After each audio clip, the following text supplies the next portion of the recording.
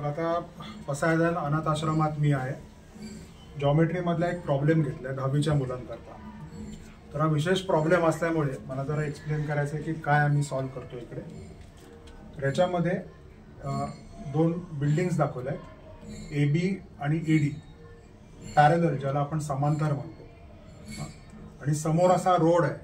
तर रोड म्हणजे ॲक्च्युली तुम्ही जर बघितलं तर असा रोड आहे समोर.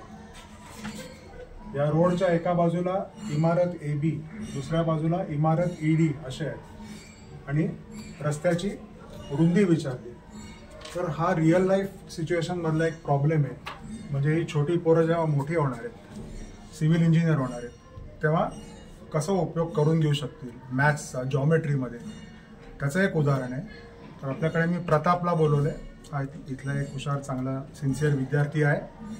तो आपल्याला समजून सांगेल की काय केलंय, थोडक्यात समजून सांगेल. प्रताप, सांग मला इथे काय काय केलंय ते. सर, इथे त्रिकोण ABC पायथागोरसचं प्रमेय वापरून इथे BC काढलेला आहे. आणि या बिल्डिंग मध्ये ECD मध्ये पायथागोरसचा प्रमेय वापरून CD काढलेला आहे.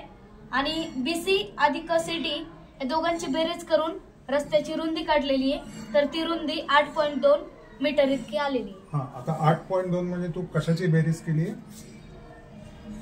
रस्त्याचे रुंदी. हा, पण दोन कुठल्या याची बेरीज केली आहे तू? 4.2 अधिक 4. 4.2 अधिक 4 आणि 4.2 आणि 4 तुला पायथागोरसचा प्रमेय वापरून मिळाले. सर्वांना कळले की पायथागोरसचा प्रमेय आणि भूमितीचा रिअल लाईफ मध्ये कसा उपयोग होऊ शकतो.